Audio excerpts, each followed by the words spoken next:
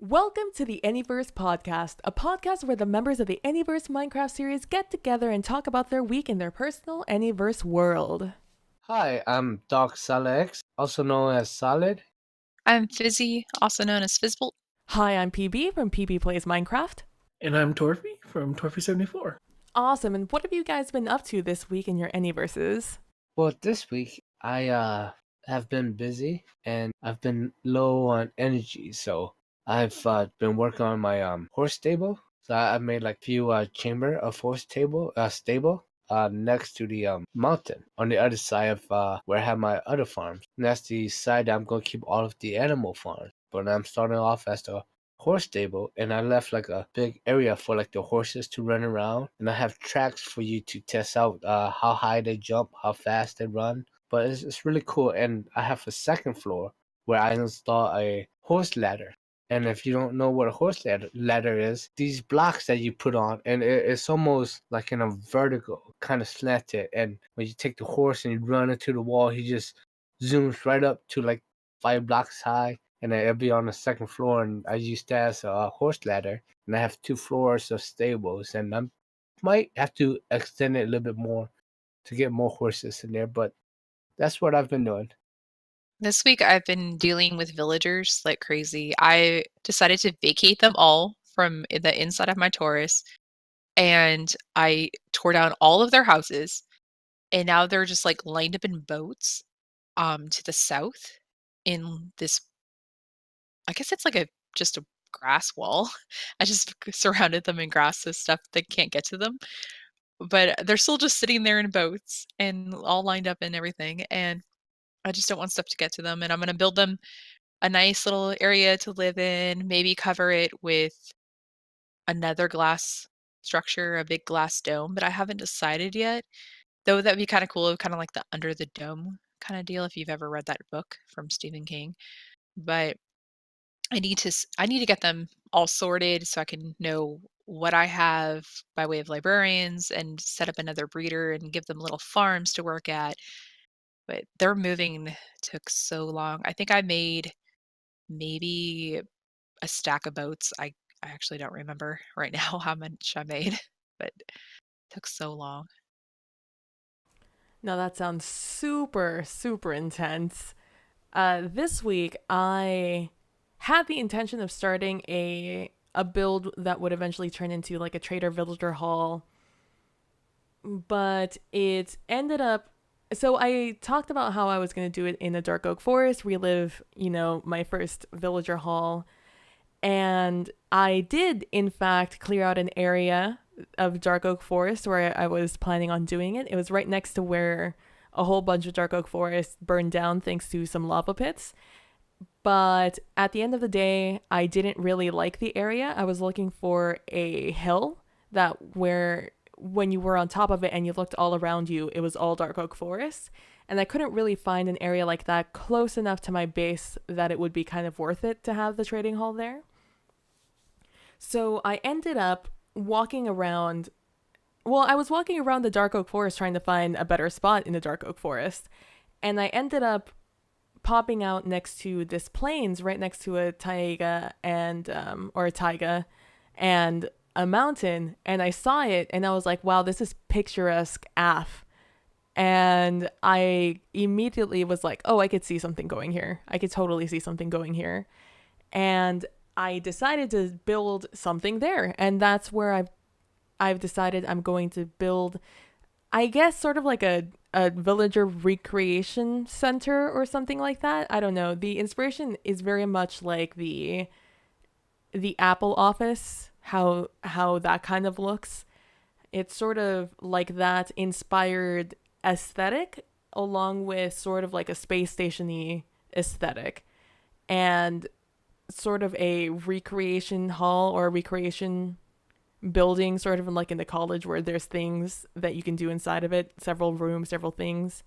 But yeah, it's a little bit odd, a little bit weird, but I think to keep the picturesque look, I think it's going to look very cool. I didn't get too much time with it though, because I did also set up another portal network finally, so I don't have to run around in the overworld all the time. It took me so much time to not only just get the obsidian, but just run around from like spawn back to my base, back to spawn, back to base, to just break the portal, make sure nothing connected to it, and then run to where I had my other stuff and set up the network portal. So yeah, it was a lot of work, but I'm very happy with it now. It's going to save me so much time, and now I'm excited to continue working on that trading hall because I didn't necessarily finish it, but I did kind of set up the skeleton for it. Well, this week I started where I left off last week, working on a crypt area. I want to say I did some decorating. I think it turned out all right. But also, I was getting tired of being in the same place the whole time, so I decided to go out and tackle an ocean monument. And I cheated. I made a whole bunch of potions and made it real simple for myself. Just go out and murder things and get out of the way. But I'm really looking forward to setting that monument up as a farm and start getting some prismarine and stuff rolling in. I can't wait for 1.14 to come out finally, so I can start getting all those new walls and stairs and slabs and stuff. That's gonna be part of my build. I'm really looking forward for those. Also, you know, it's been pretty nice not having to worry about like asking people permission to get in there, do what I want to do, and go. So this is kind of cool. I've never really experienced a single player life this well. Um, I got to think about what I'm going to do next week. I haven't decided yet. I think we'll find out soon enough, I guess. It's a really nice life, right? Just being able to do your own thing. It's odd. It was odd going from the single player experience to the multiplayer experience, to more of a actually living on a server with other content creators. It was very interesting. It was fun, but it is kind of liberating being able to just use the resources on the in the world for yourself selfishly, you know? Yeah, I know. It's really hard for me not to like want to show off everything I do because I think it looks really good. But it's also nice to just say, yeah, whatever. Let's go to the next project. I just want to go do the next thing. It's really fun.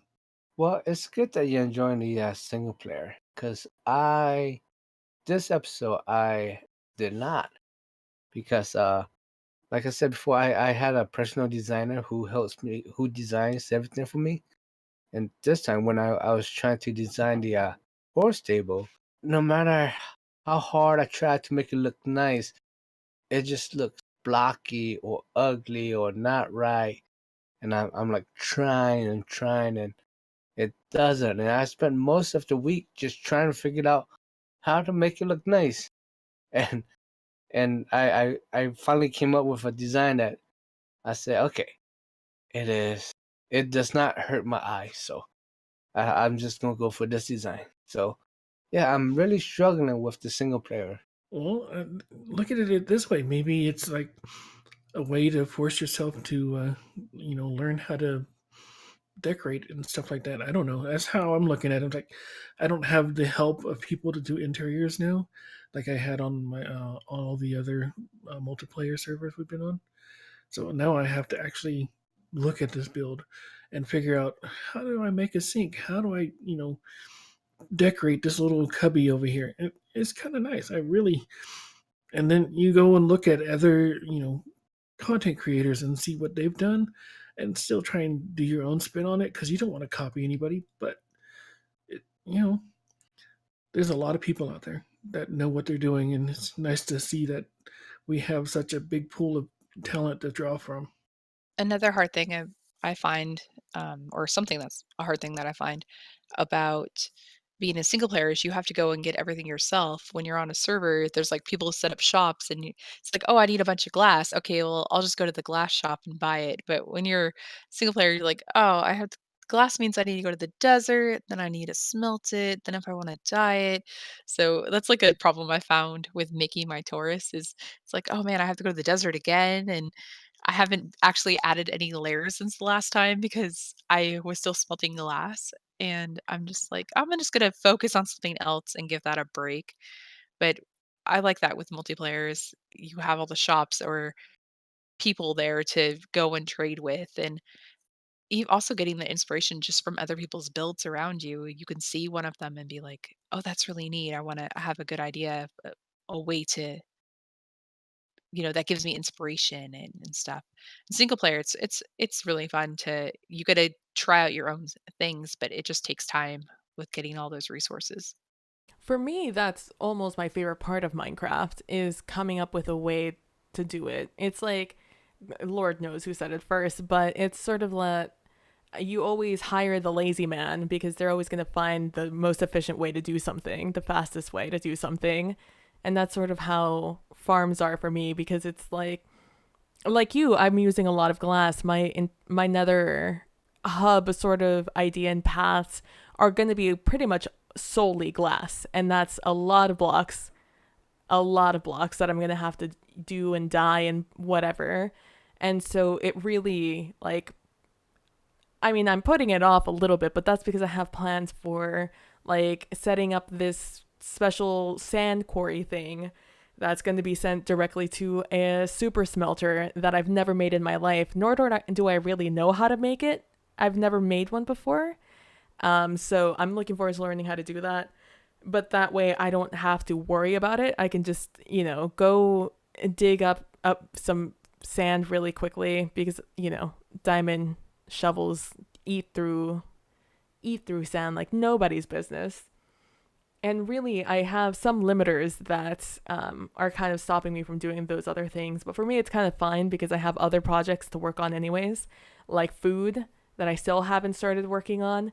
Totally a thing I need because I'm actually on like my last legs. I need to like go and pick some more potatoes and baked potatoes. And God, I'm so sick and tired of potatoes. So that's definitely my next project. But I always like doing it myself and finding a new way to do it because I find myself coming up with the best ideas when I'm grinding away, doing whatever, just being like, oh, that's what I could do with that. Or, oh, that's what I can put in that place that I've been looking at, just staring at, trying to figure out what would go well there.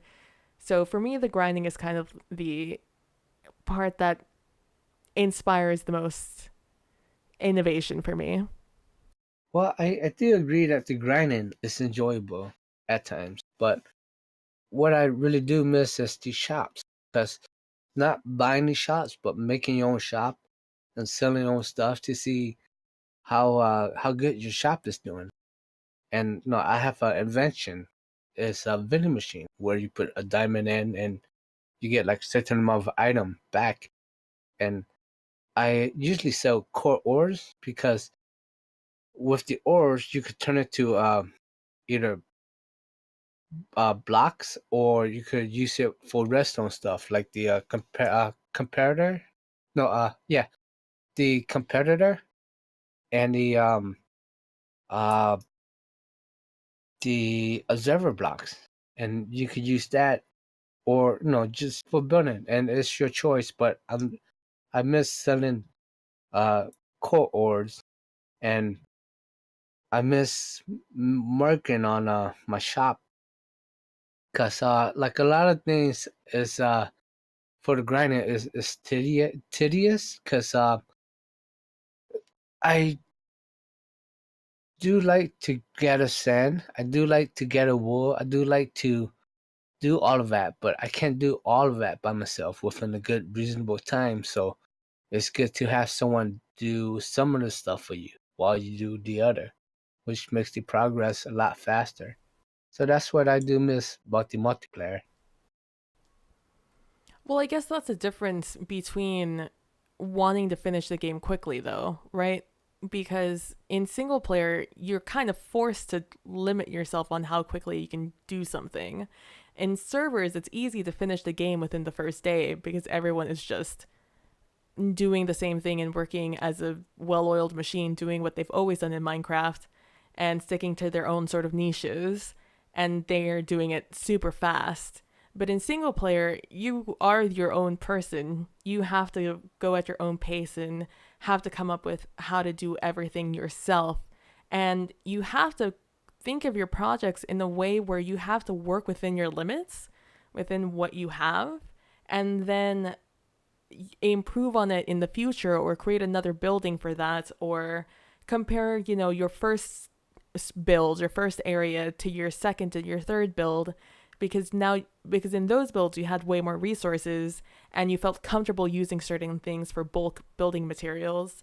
So in single player, you're right, you don't have enough time to do everything in the game immediately.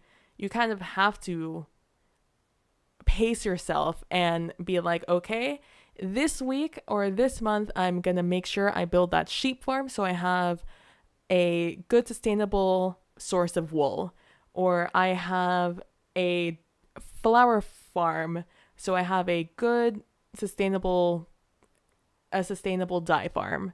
And you have to do those things slowly but surely over time. And that could be totally frustrating when you're kind of used to everyone using their time to work on one thing, and therefore you have all the things pretty quickly. I'm like, I don't care for the grind. I mean, I can handle it. It's not a big deal, but trying to compete, trying to not compete, but to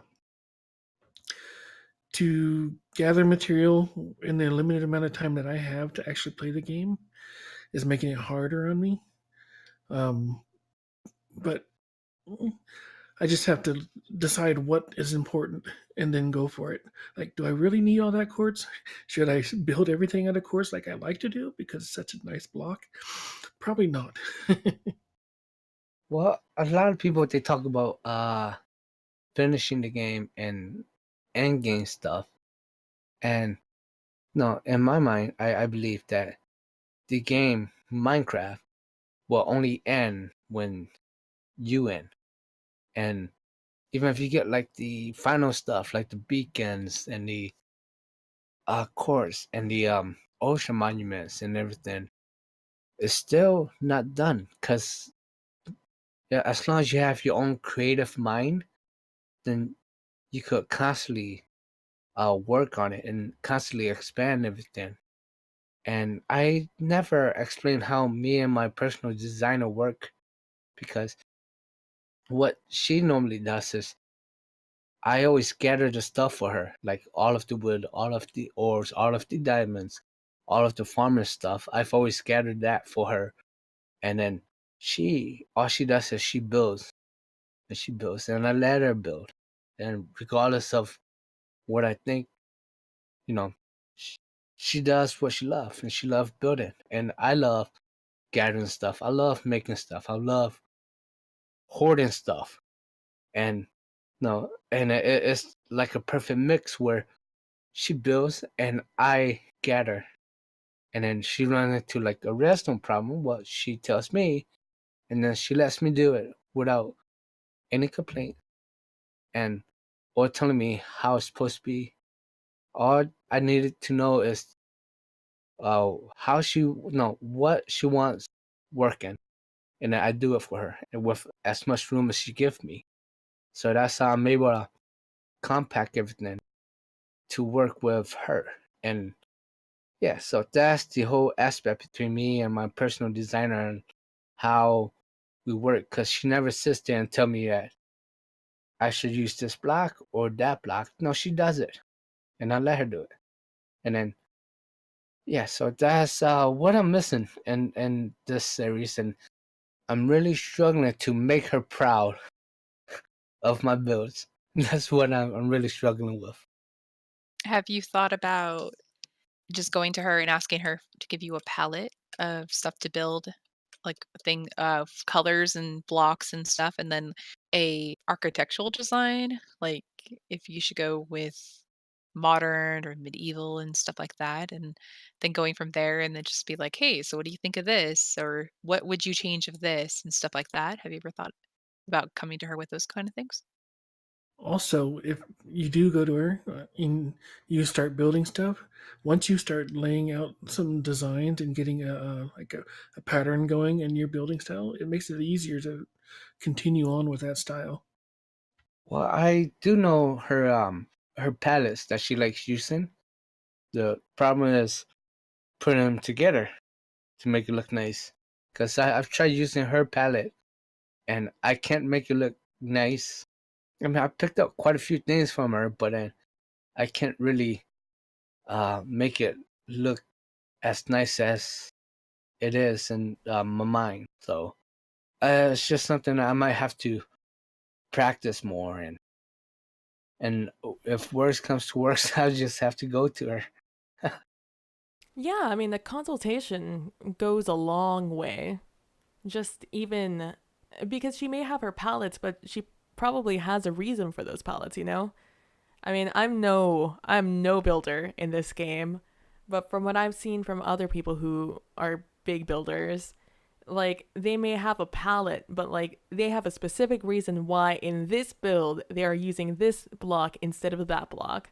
So maybe just like honestly just a consultation being like, hey, I'm building this horse stable, personal designer, what, and this is sort of the area I'm building in, what do you think, and this is sort of the idea I have in my head, what do you think would be the blocks that would be the best with it? Or do you have like an example or something that you can give me so I can work off of that, sort of like Torfi said?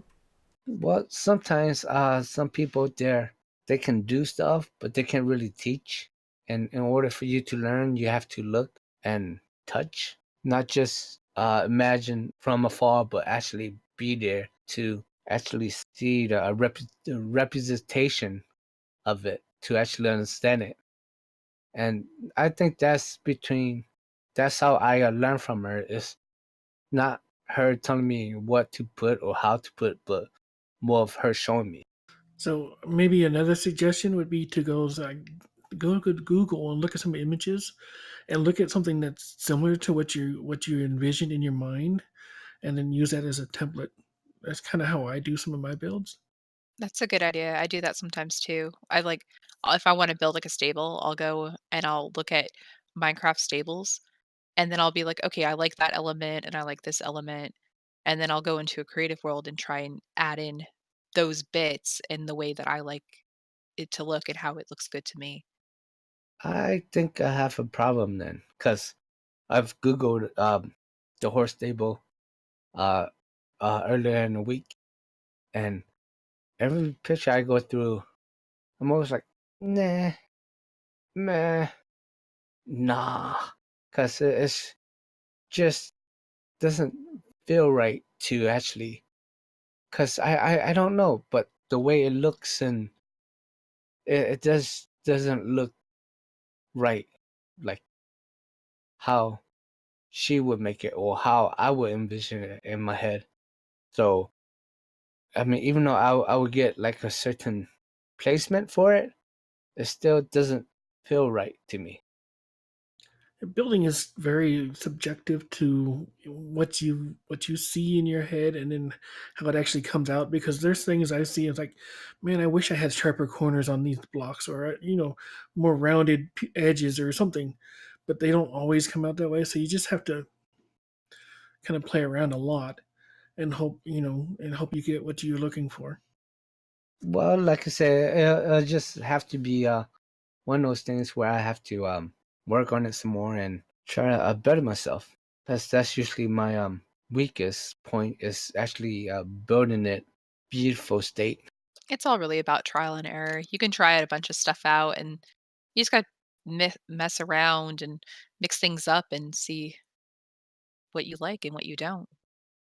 And another thing is, if you really, are searching for something and you're not quite certain, you've got all four of us here that can, offer some kind of advice and help. You know, that's what we're here for. The server without a server. That's what this is. Well, I'll definitely keep that in mind. And for now, I'll try my best. And that's all we can all ask for, to be honest with you. Because building, I'm sure all of us have our own horror stories of that one project that we just could not get right. No matter what we did, it just didn't work out. But years later, we'll probably look at it and be like, yes, I remember that. I can now do that. But man, those were hard times. But with that, I think our podcast is over. So, Dark, if you want to start taking us out. Hi, I'm DarkSolidX, also known as Solid, and you guys can find me on YouTube, Twitch, and Twitter as DarkSolidX. And I'm Fizzbolt, also known as Fizzy. You can find me on Twitter and Twitch under Fizzbolts with an S, and on YouTube under Fizzbolt. Hi, I'm PB from PbPlaysMinecraft. You can find me on Twitter at PbPlaysMinecraft without the T because Twitter wouldn't let me add it. And you can also find me streaming over on PbPlays on Inside on Twitch. Well, and I am Torfi, and you can find me, Torfi74, on YouTube, and also Fallen Geek 74 on Twitter. Thank you for listening in on today's episode of the AnyVerse podcast. Use hashtag AnyVerseMC in your tweets about the series. Follow all of these wonderful humans, and we will be back next Wednesday for another recap in our week in the AnyVerse.